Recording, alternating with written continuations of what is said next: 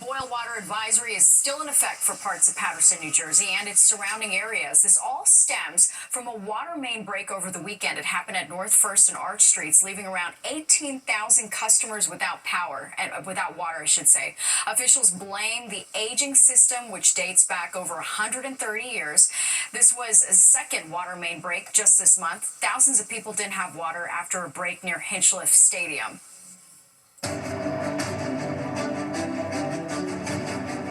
A rash of gun violence in the Bronx has the attention of mayoral hopefuls. Fox Eye's Morgan Mackay takes a look at how the candidates say they'll tackle crime and safety.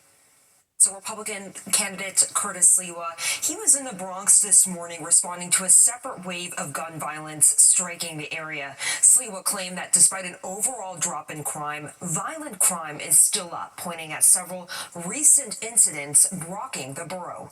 Sliwa says a leading candidate, Zohran Mamdani, can't just focus on affordability while ignoring public safety or quality of life issues, and says public safety is Mamdani's Achilles heel. Who's better well-rounded to run the city? You can't just run it on an issue of affordability, cost of living, nor on public safety and quality of life. There's got to be a hydra, because those are the top four issues in poll after poll after poll. Meanwhile, Mayor Eric Adams says he is pushing forward a full mobilization plan in the Bronx in response to the latest wave of violence. Adams was endorsed today by Local 831, a union that represents sanitation workers. He also pushed that quality of life issues are top of mind for voters. Now, former Governor Andrew Cuomo took a different approach, comparing Mamdani's platform to Project 2025, painting Mamdani as an extremist who would be forced to hand over control of the city to President Donald Trump if he were to win. Cuomo also claimed voters didn't understand what Mamdani stood for when they voted for him in the primary, which resulted in Cuomo's double-digit loss. When asked about the recent violence, Cuomo says that he would prioritize public safety by hiring additional officers. You can't really do anything more than we have done in this state. The guns that are coming in illegally. Mayor David Dinkins took over New York City. There was a terrible crime problem. What did he do? Pass safe cities, safe streets, safe cities. They hired more cops, and it made a difference. Now, Cuomo today also says he plans to continue to use taxpayer money to pursue legal action against his sexual harassment accusers if he's elected mayor. In response to a judge officially dismissing one case this week, he has spent more than $20 million of taxpayer money on just the sexual harassment cases. Mamdani didn't hold any events today. I'm Morgan Mackay, Fox 5 News. All right, Morgan, thank you. And if you can't get enough New York City politics and the mayor's race, you can watch Battleground NYC, the fight for your vote, hosted by SE Cup. It streams every weeknight at 7 p.m. on the Fox Local app. Secretary of State Marco Rubio met with Israel's foreign minister at the White House today. Despite the war still raging on in Gaza, they discussed what's in store for the area once the fighting ends. This is the foreign minister's first trip to Washington. The two men met in Jerusalem back in February. He also had a meeting scheduled with Homeland Security Secretary Kristi Noem. The Fed's making a big announcement about the future of Penn Station. The new details we're learning about, the renovations, and when it could all start. Plus this. Not really that much of a big deal because I didn't really use my phone that much anyways. But are all kids willing to part with their phones from bell to bell? Find out when we visit the first school in our area to go back in session.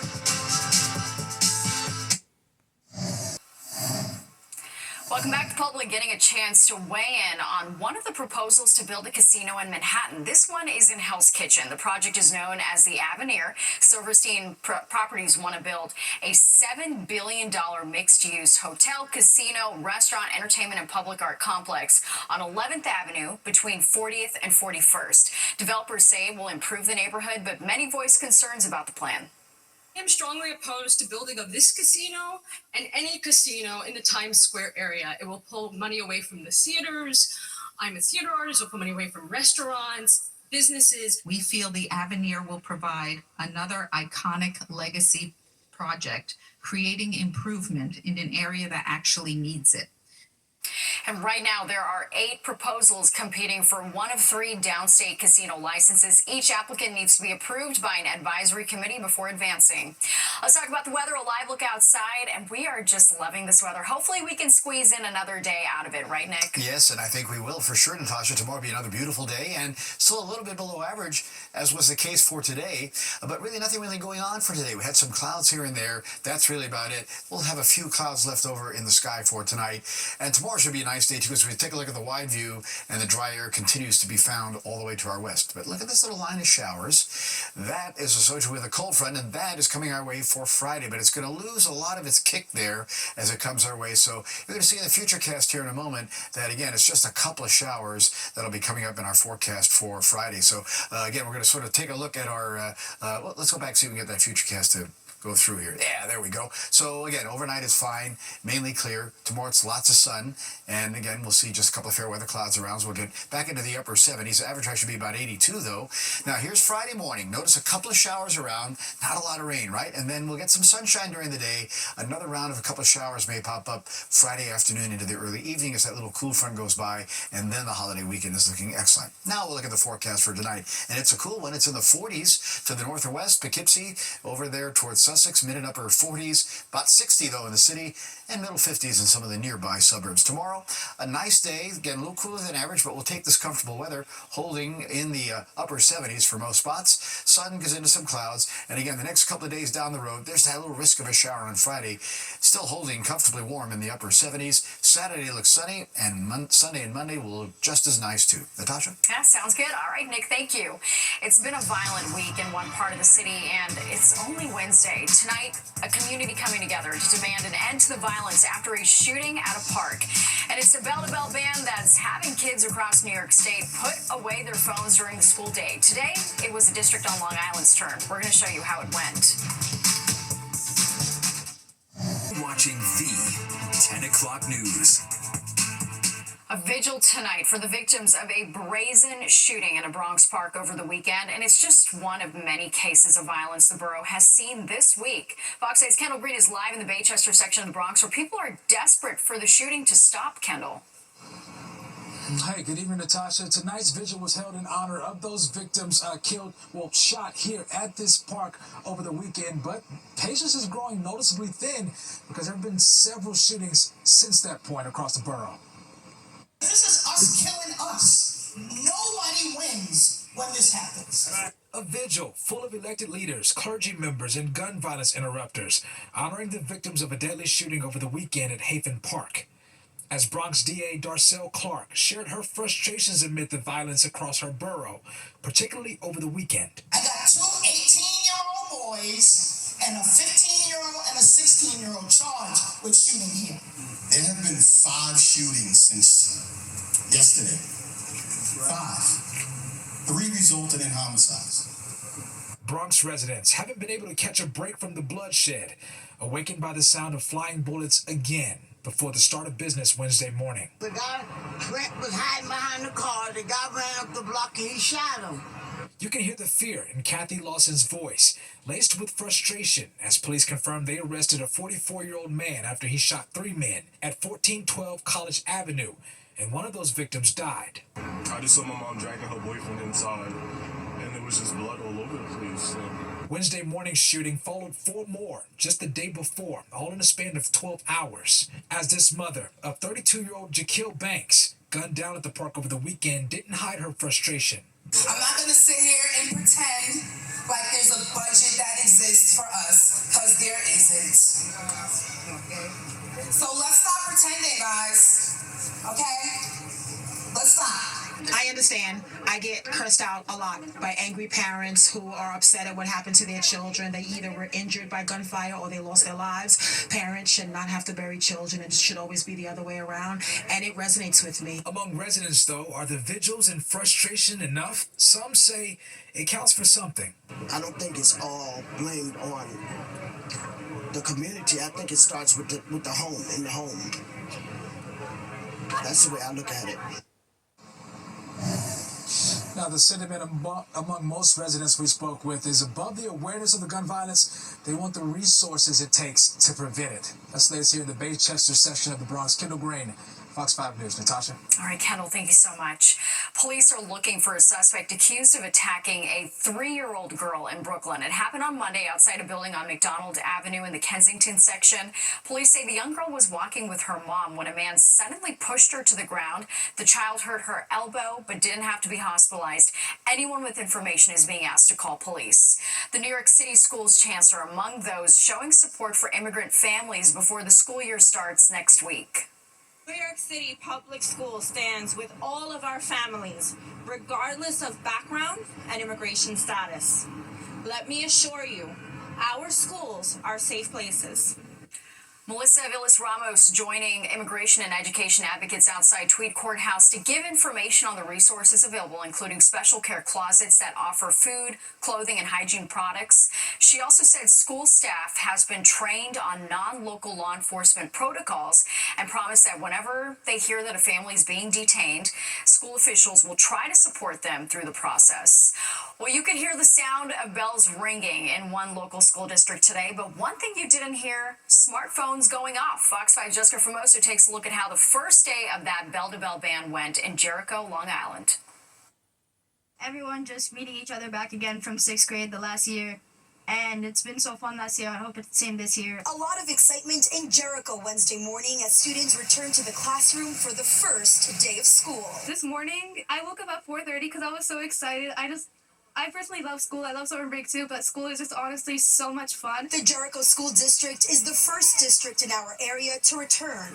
There were hugs, jitters, smiles, but one thing noticeably missing: cell phones. I don't need a phone. After some back and forth, Governor Hochul implementing a statewide cell phone ban at all K-12 public schools, including charter schools. The bell-to-bell ban prohibits students from using smartphones and other personal internet-enabled devices from the first bell of the school day until dismissal. I'm more sad about not being able to use like my iPad because I liked that, but it's not really that much of a big deal because I didn't really use my phone that much anyways. It is new because it's a little bit more rigid than what we are used to. But we get it, right? We want our kids to be focused and locked in. Last year, the Jericho School District implemented a no cell phones in classrooms. Students were allowed to use them in the hallways, lunchroom, and library. I'm glad we did it last year because that slowly got us into the policy we have now to remove them from the classrooms. Brian Cummings is the co-principal of Jericho High School and says the ban could be challenging for some students, but says the goal is to eliminate any distractions. Coming off the summer, I know for my kids, they're on the phones way too often. I think it's going to be an interesting transition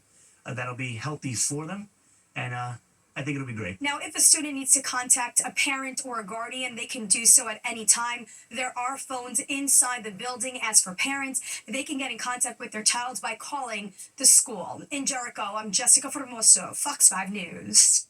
Well, Transportation Secretary Sean Duffy was in the city to reveal the administration's plans to overhaul Penn Station. He was joined by Amtrak Special Advisor Andy Byford, the man known as the Train Daddy during his time running the MTA, the two promising to deliver a world-class station. Once a developer is selected, the hope is to have preliminary designs by next May. Construction is expected to start at the end of 2027. How do we serve the American people? How do you serve New Yorkers or those in New Jersey or those in the greater Washington, D.C. area? That's what matters to us. Not spending money, but delivering on the investments that our taxpayers actually make in these systems. Governor Hochul had this response, quote, with Secretary Duffy now advancing this project and requesting design proposal, New Yorkers are one step closer to a station worthy of this great city. And earlier today, Secretary Duffy announced the feds will take over D.C.'s Union Station as part of the president's attempt to reduce crime and cleanup in that city. He says a major part of that is making the station a desirable location for travel again. And it's the new ad that has some people squinting. It's all because of a popular label. It's using AI-generated models, and Jody's looking into a pesky problem on Long Island. And crews aren't the only ones fighting the beetle. I'm Jody Goldberg here on Long Island. Coming up, meet the four-legged detective sniffing out the problem before it spreads.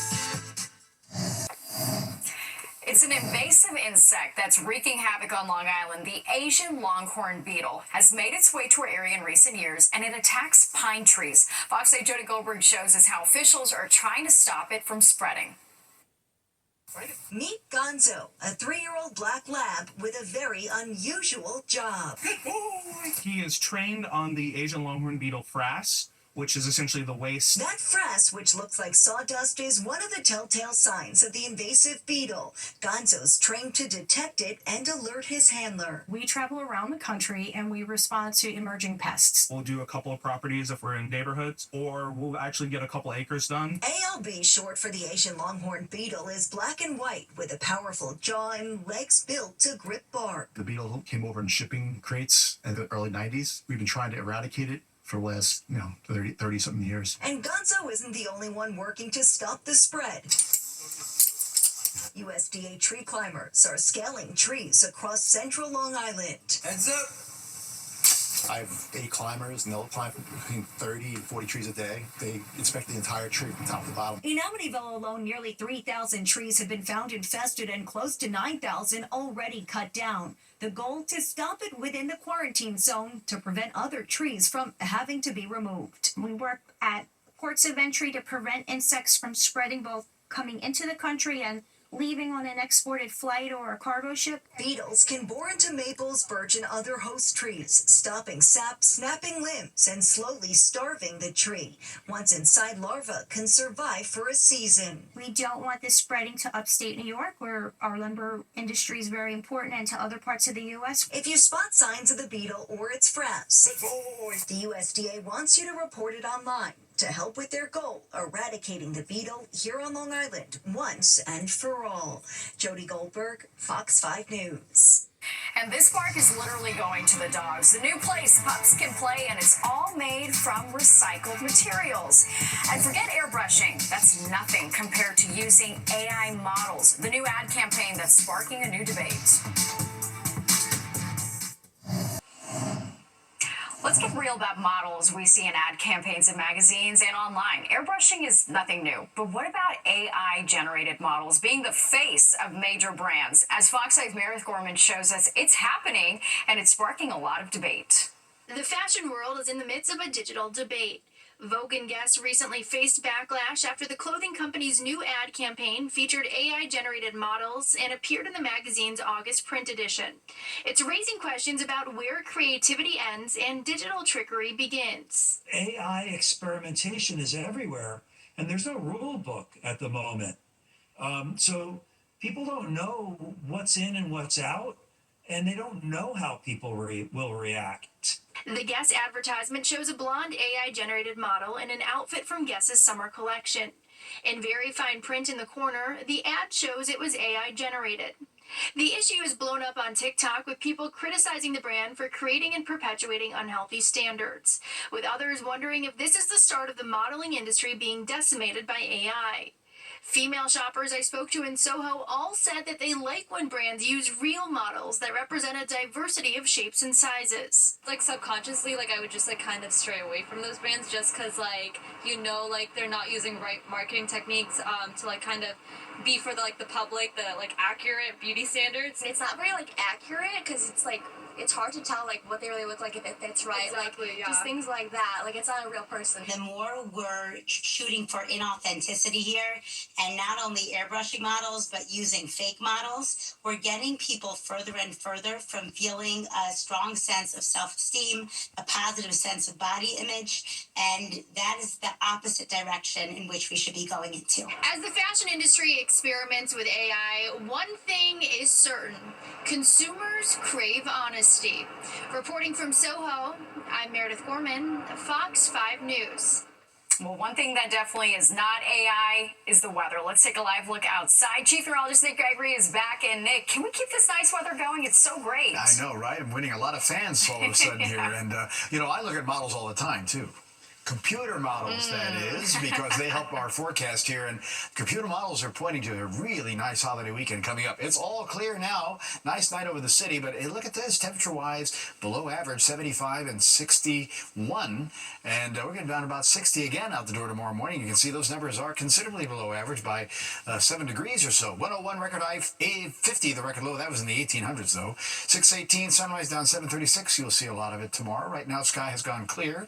It's 68. The wind northwest but light. Humidity is still pretty low, and the pressure rising. Good weather sign there, 30.12. All right, but we're into the 50s as you get away from town, particularly there, mid-Hudson Valley, Scranton, Allentown, mid-upper 50s. Same for Sussex. Still 70 at Newark, though, then down to 62 at Belmar, 50s in the Hamptons, and upper 60s just about everywhere else. Northwest wind will persist, like I said, into tomorrow, becoming westerly and eventually even southerly as the day goes along. And pretty nice day, but again, these numbers below average, as I pointed out, only mid-70s from the city up towards the Hudson Valley over to Connecticut.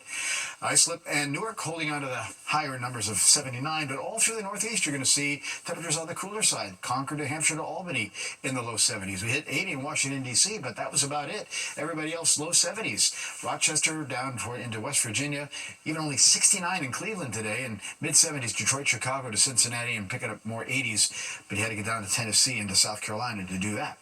All right, so the satellite view, again, we had a couple of clouds earlier, and we still may have a few clouds in some areas overnight, but really generally mainly clear sky coming up. Look at the wide view, a lot of showers out west, starting to get close to the monsoon season here, so you're going to see more scattered showers and thunder showers in some of those western states. But for us, it's high pressure that's sitting over Kentucky. That's going to build in for tomorrow, giving us a really nice day. Notice there is a little cold front, though, dropping down from Canada, and it's causing showers, Wisconsin, across the upper peninsula of Michigan.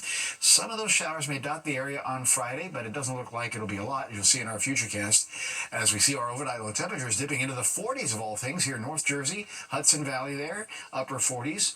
50s or so along the coast, and about 60 in the city out the door in the morning. Right, tomorrow we're back to the upper 70s, again a little bit below average, but a nice day, sunshine along with some clouds. Tomorrow night some more clouds may start to come in, and Friday morning you'll start to see the risk of a couple of showers. Not a lot out there, but there could be a few. We're mostly low to middle 60s at that point Friday morning, and then some sunshine the rest of the day. But again, we do see a couple more pop-up showers in the afternoon, early evening, as temperatures kind of hold in the upper 70s to about 80. Boaters winds west becoming southerly 10 to 20 tomorrow. 2 to 3 foot waves on the ocean. That's a lot better. 1 or less on the sound. But careful, we do have a moderate risk for rip currents in the area beaches, and we're going to 60 in the city tonight, but again, upper 40s, lower 50s in the suburbs. Tomorrow, sun, some clouds, 78. 79 for Friday. Just that risk of a couple of showers, but look at your holiday weekend forecast. Excellent. Mid-upper 70s Saturday through Sunday. Overnight lows in the upper 50s. That means even cooler in the suburbs, of course. Labor Day itself about 80, and Natasha, we're going to hold on to the good weather for Tuesday and Wednesday as well. I believe you when you say you're making a lot of friends this week. I'm trying, because I lost a lot earlier in the summer. So. All right, Nick, thanks so much. Sure. The New York Liberty continue to make their mark in the community. Star Center and last year's finals MVP, Jonquel Jones, spent today reading to young children at the Brooklyn Public Library. Everyone who attended could also sign up for a special edition library card that celebrates the team's championship and mascot Ellie the Elephant. It was all part of a partnership between the Liberty and the Brooklyn Public Library to provide access to books and inspire a joy of reading in Brooklyn neighborhoods. From Graceland to the gritty streets of New York City in the 90s, we're catching up with Austin Butler on the red carpet to talk about his brand new movie, Caught Stealing.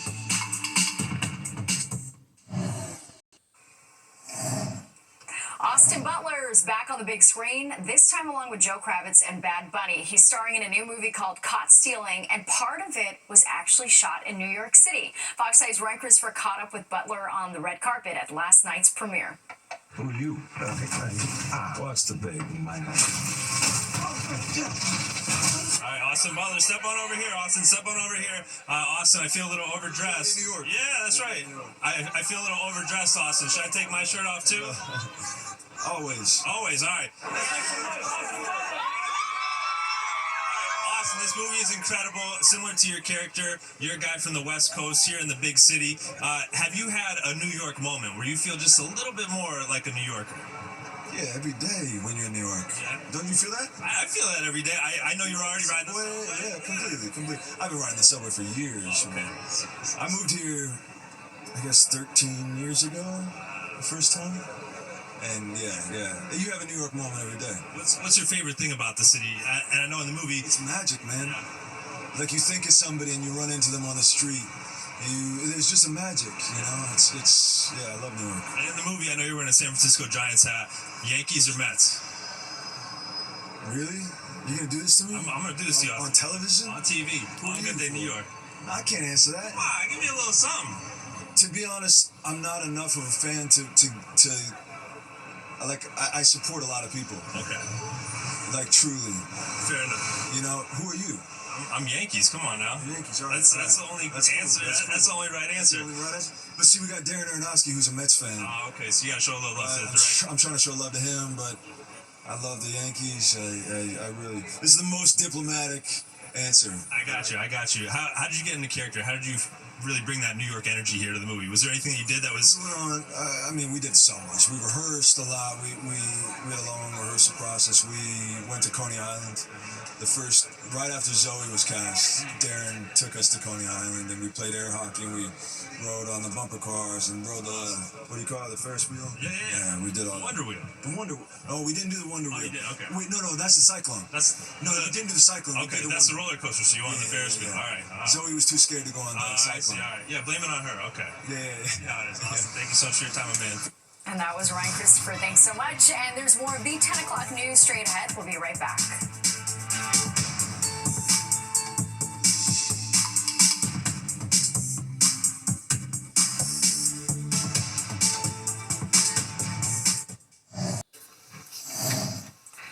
Welcome back. A lot of happy pups in New Jersey. The South Mountain Reservation Dog Park in Essex County has some new equipment thanks to a unique recycling project. ShopRite and several brands teamed up with the company TerraCycle to collect more than 4 tons of flexible film packaging that was used to create the new equipment. It includes things like chip bags, pet food packs, and detergent pouches. A lot of the materials we collected are very hard to recycle materials. They're materials that aren't accepted curbside. So it's a wonderful initiative to try to divert these programs from landfill. Organizers hope to bring the pilot program to other stores and communities. All right, let's get one last check of the weather. Great day for the dog park. Yes, that one dog looked like Duchess. Yes, it was a Bernedoodle. So cute. Very cute. So, yeah, good day for the dog park, and there'll be another one like that tomorrow. So, get out there, give your dog some exercise. They can use it to make them happier dogs. In the 40s tonight, though, so if you are going out for the walk with the doggy, a little jacket's probably required. 60 out the door in the morning, mid and upper 50s just about everywhere else, particularly again along the coast. Tomorrow, again, a sunny day, giving into some clouds at times, upper 70s, but that's below average for this time of the year. Few showers Friday. Most of the day is dry at 79. And look at your holiday weekend. Spectacular. Climbing through the 70s to about 80, upper 50s to about 60 at night, and Tuesday and Wednesday look just as nice. Natasha? Fantastic. All right, Nick, thank you so much. And don't go anywhere. Good Night New York with Crystal Young and Ryan Christopher is next at 11. You do not want to miss it. And that does it for us tonight. If you've missed any part of the 10 o'clock news, you can always catch an encore on our free streaming app, Fox Local, where you can stream our newscasts anytime. Have a great night. I'll see you tomorrow.